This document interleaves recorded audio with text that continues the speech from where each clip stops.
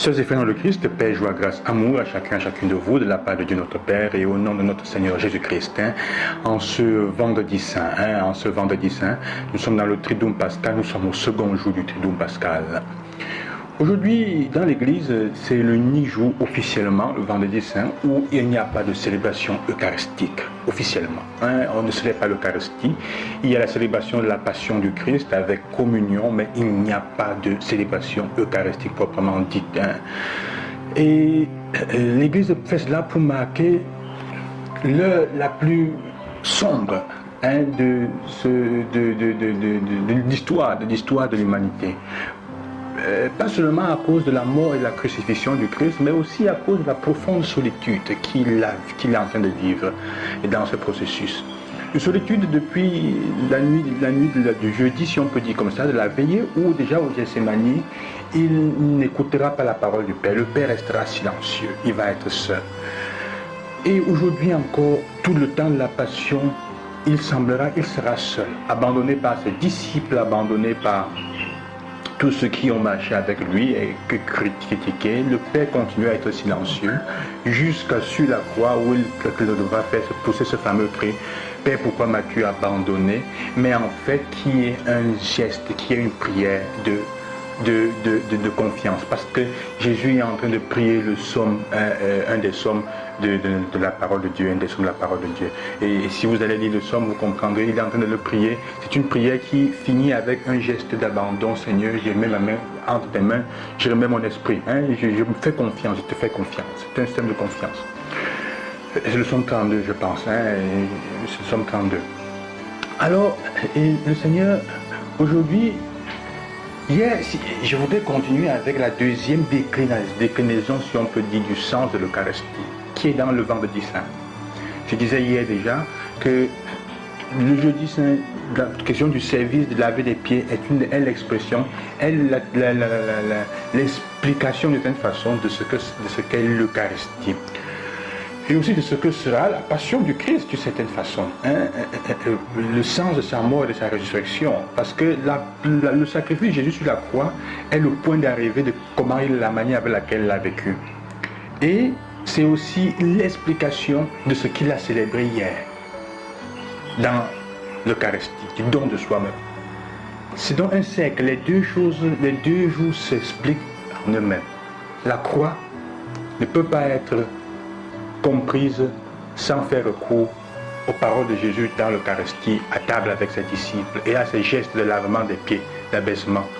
Et ça ne peut non plus être, comment dire, la croix aussi est le point d'arrivée de ce que Jésus a fait. Aujourd'hui, je voudrais parler d'un aspect important qui est dans cette journée, c'est la question du silence. Il y a des silences dans cette journée et dans la passion qui sont intéressants. Le silence du Père déjà. Dieu ne parle pas, on le comprend, mais ça ne veut pas dire qu'il soit absent. Le silence n'est pas nécessairement un signe d'absence. Le silence parfois est aussi l'unique condition de possibilité pour que l'autre en face de nous vive. C'est l'unique condition pour que le sacrifice qui est en train d'être fait soit fructueux. Le silence de Jésus est intéressant. Si Jésus avait ouvert la voix aux apôtres pour parler, pour se défendre, il aurait très bien pu échapper à cette mort, mais il aurait condamné ceux qui étaient en train de le crucifier. Ce n'est pas pour ça qu'il ne parle pas. Il ne parle pas parce que le sens de son sacrifice est un choix concret de don de soi-même pour sauver l'humanité. Jésus nous montre jusqu'où est-ce qu'on doit être prêt à arriver quand on aime vraiment, pour ne pas entrer en contradiction avec son amour, pour ne pas se contredire soi-même.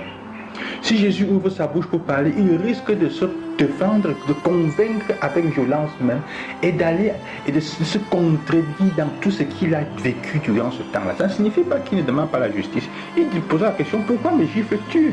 Qu'est-ce que j'ai fait de mal pour que tu me gifles? Silence ne veut pas dire lâcheté ou peur de revendiquer la justice. Ça veut simplement dire choisir de ne faire et de ne dire que ce qui peut porter du bien à ceux en face avec qui on est. qui ne va pas leur porter préjudice. C'est rompre le cycle de la violence. Jésus choisit de se taire. Parfois dans les disputes, parfois dans les problèmes dans la maison, parfois quand on est en conflit avec les gens, la meilleure réponse qu'on peut donner pour ne pas empirer les choses, c'est le silence. Ça ne veut pas dire que dans mon silence, je maudis l'autre. Fais attention, je peux ne pas parler, mais je ne suis pas silencieux. Je peux ne pas parler, mais mes paroles et mes gestes, la colère en moi fait que je pense mal. Et spirituellement, ça va agir sur l'autre. Le silence de Jésus est fait de telle manière qu'il bénit même. Il est vécu dans la prière. Ce n'est pas un silence inhabité ou rempli de colère. C'est un silence de prière. C'est un silence où il est plongé entièrement entre les mains de Dieu. Et il est en dialogue avec lui pour passer ce moment. Mais c'est un silence qui met Jésus dans la position de celui qui devient le point focal du jugement. Le silence de Jésus nous met dans la position de devoir choisir. Il ne dit rien, il se donne, mais il le dit, je me donne pour vous sauver. C'est à toi de choisir de le suivre ou de faire le contraire. C'est pour ça que la croix est le point de jugement. Même si Jésus ne parle pas, déjà en vie, nous choisissons d'être notre type de jugement auquel nous voulons être, adhérer. Le choix de la croix ou le choix contre la croix dit si tu vas entrer au paradis, dans le cas des brebis qui sont avec le Seigneur ou dans le cas des chèvres qui sont rebelles. Matthieu 25. C'est ça la question. Méfions-nous des personnes qui sont souvent silencieuses et qui ne nous parlent pas. Quand on est en conflit, se taisent. Pas toujours parce qu'elles sont en colère, parce qu'elles refusent d'entrer dans le jeu de la violence et de la guerre qui va augmenter et qui va les mettre elles-mêmes en état de péché. Mais elles te mettent, toi qui es en train de bagarrer, dans la condition de te choisir toi-même ta propre, on peut dire, punition. Le silence des gens, spirituellement, est important.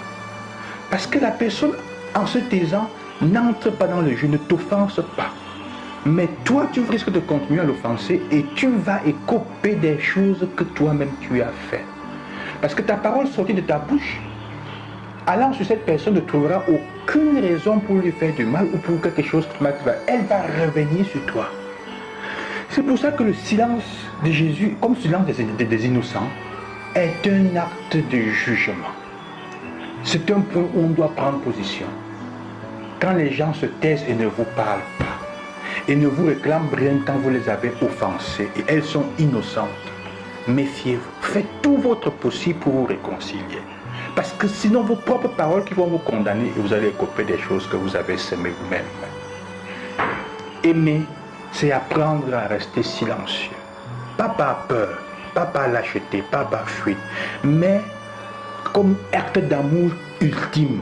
Choisis de ne pas faire du mal à l'autre, même pas en lui disant une parole qui risque de la blesser, parce que tu as raison, parce que même une parole bonne sortie de ta bouche peut la condamner. Jésus se met dans la position du silence. Ce jour, c'est le jour du silence. Samedi aussi sera le jour du silence, quand il sera dans la tombe. Mais lui, il est déjà silencieux, mais parce que son sacrifice, son don gratuit, est celui qui lui permet de nous remplir. Il nous remplace dans les souffrances que nous allons vivre. Il nous remplace. Il se donne à notre place. Celui qui adhère à ce sacrifice dans l'Eucharistie de chaque jour accepte que Jésus meurt pour lui chaque jour et que le sang versé du Christ remplace son propre sang qu'on sacrifierait dans n'importe quelle situation de sorcellerie. C'est la chose la plus importante. Que le Seigneur vous bénisse et qu'il vous accompagne, frères et frères. À demain, loué soit Jésus-Christ. Je vous bénis au nom du Seigneur. Bon vendredi saint.